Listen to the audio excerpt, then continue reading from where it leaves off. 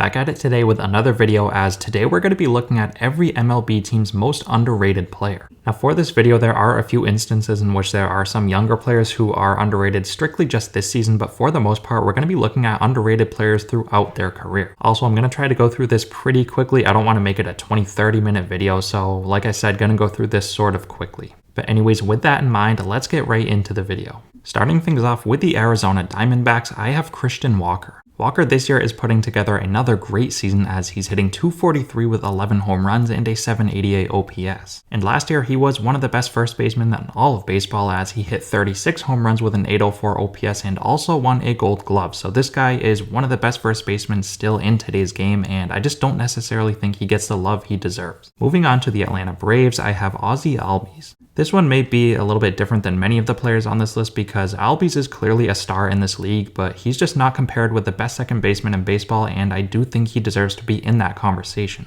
So far this year, he's hitting .254 with 10 home runs and a .764 OPS, and for his career, he's had 3 seasons where he's hit 24 plus home runs. Getting on to the Baltimore Orioles, I have Cedric Mullins. Mullins this year is putting together another great season as he's hitting .269 with 8 home runs, 13 stolen bases, and an .847 OPS. And we can't forget about the 30-30 season he put together back in 2021, so he's really one of the better players in baseball, and he does get overshadowed a bit by Adley Rutschman, and for good reason. Rutschman's a great player, but Mullins isn't too far behind.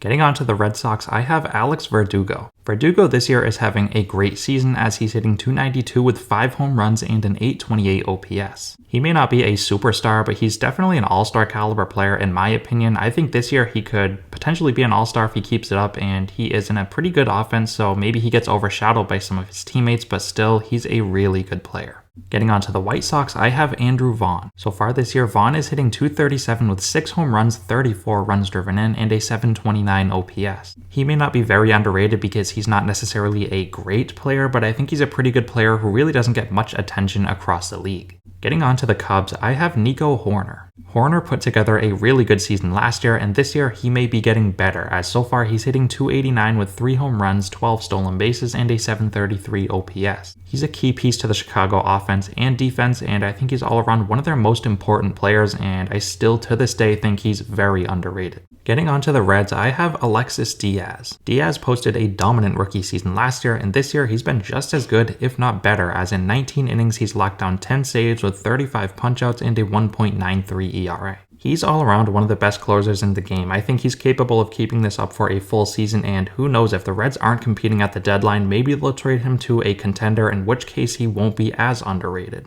Moving on to the Guardians, I have Shane Bieber. This one's sort of like Ozzie Albies because Bieber is a star in this league as he won the Cy Young Award back in 2020. Now, he may not be the dominant strikeout guy he once was, but he's still going to eat up innings and pitch to a very good ERA. He's not going to let up a ton of runs, so still to this day, I think he's one of the best pitchers in baseball. Getting on to the Rockies, I have Elias Diaz. Diaz is posting a career year as he's hitting .331 with 6 home runs and a .903 OPS. And in the past, Diaz has shown the ability to hit for pretty good power behind the plate, so he can really do it all offensively, and defensively he's pretty good as well. Getting on to the Detroit Tigers, I have Alex Lange. Lange has been one of the best closers in baseball this year, as in 21 innings, he's locked down 9 saves with 28 punchouts and a 1.27 ERA. I know it's very early, we're only getting towards the end of May, but if he keeps this up, he's going to make a name for himself, and he's not going to be very underrated for too long. Getting on to the Houston Astros, I have 2 starting pitchers here in Framber Valdez and Christian Javier. I wanted to do both of these guys because I think they're equally underrated. They are Cy Young caliber pitchers in my opinion, and they don't get quite the love they deserve. Every time they take the hill, it seems like the Astros are winning in dominant fashion, so these guys are both some of the best pitchers in baseball, and I think they are equally underrated.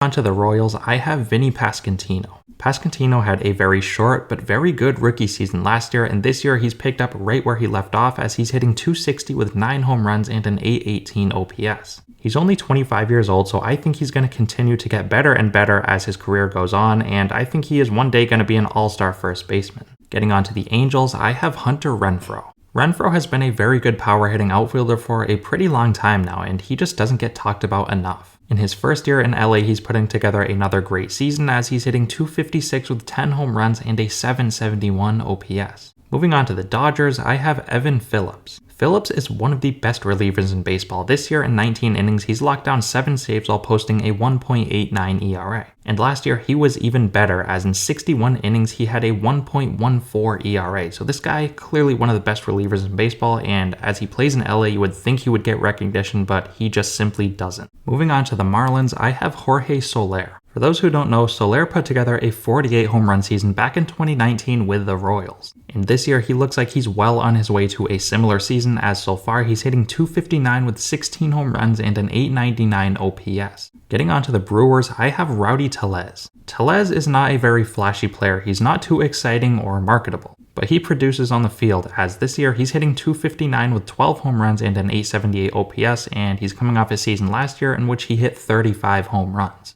Moving on to the Twins, I have Joe Ryan. Ryan has legitimately been one of the best pitchers in baseball this year, as in 61 innings he's posted a 2.21 ERA with 70 strikeouts. He's been very good throughout his brief career, and if he keeps it up this year, I think he deserves to be in the Cy Young conversation all year long. Moving on to the Mets, I have David Robertson. With Edwin Diaz going down in the WBC, the Mets panicked because they didn't have a closer. But Robertson has stepped in and pitched very well, as so far in 22 innings, he's locked down 8 saves while posting a 1.61 ERA. Getting onto the Yankees, I have Gleyber Torres. Torres took the league by storm a few years back, as after his first 2 seasons in the big leagues, he was considered one of the best young stars in the game. And after those first 2 seasons, he fell off pretty hard, but as of today, he looks like he's back to his rookie and second year form, as so far he's hitting .263 with 9 home runs, 5 stolen bases, and an .805 OPS. Getting on to the Oakland A's, I have Esteury Ruiz. Now this was a tough one because Oakland doesn't have very many underrated players because they're all pretty bad, but Ruiz has definitely stood out to me. So far, he has 27 stolen bases, and he may very well come close to 100 stolen bases, which is absolutely unheard of, and he's just not getting talked about much because he's on the Oakland A's.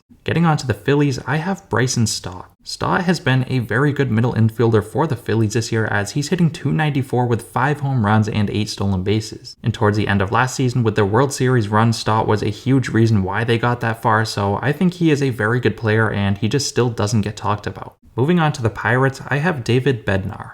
Bednar has yet again been very good this year, as in 18 innings he's locked down 9 saves with a 1.5 ERA. The Pirates have been surprisingly good, so maybe Bednar will stay with the Pirates after the deadline, and if he does, I think he's going to be a big piece to their potential postseason run. Getting onto the San Diego Padres, I have Michael Wacha. Wacha was really good last year with the Red Sox, and this year he has been really good again, as in 50 innings he has a 3.58 ERA. He's not very exciting, he's not very marketable just like many other players on this list, but he eats up innings and he is a very productive pitcher in San Diego's rotation. Moving on to the Giants, I have Camilo Doval. Since starting his career last year with the Giants, Doval has been one of the best closers in the league, and this year is no different, as in 23 innings he's locked down 13 saves with a 1.99 ERA. It's not very often you see young closers succeed like Doval has so far, so he's clearly a really good player and he's going to be a very good closer for a very long time. Getting on to the Seattle Mariners, I have George Kirby. Kirby was a very productive rookie last year, and this year he has been just as good, as so far in 63 innings he's posted a 3.43 ERA. He may get overshadowed by some of the other talented arms in Seattle's rotation, but he is still one of the better young arms in the game today. Moving on to the Cardinals, I have Lars Nootbaar. Nootbaar as a person is very well known because of his recent success with Japan in the WBC, but I still think his play on the field is slept on. He's a very good offensive player who can really do it all, as so far this year he's hitting .285 with 4 home runs and 5 stolen bases. Getting on to the Tampa Bay Rays, I have Josh Lowe. Lowe is quietly putting together an MVP caliber season, as he's hitting .306 with 11 home runs, 10 stolen bases, and a .971 OPS. Tampa Bay is full of underrated players, but Lowe is clearly shining above the rest this year, as like I just said, he is putting together MVP caliber numbers. Getting onto the Rangers, I have John Gray. For those who don't know, Gray has spent the majority of his career in Colorado, but since leaving Coors Field, he has been very productive, as last year he was really good in Texas, and this year he's been even better, as in 58 innings he has a 2.81 ERA with 46 strikeouts. Next up we have the Blue Jays, where I'm going with Kevin Gausman. Gausman is another player who is a star in this league, but he just still doesn't get any respect. Last year, he put up Cy Young numbers in Toronto, and this year he's been just as good, as in 68 innings he has a 3.03 ERA with 89 punchouts. And finally, getting on to the Washington Nationals, I have Josiah Gray.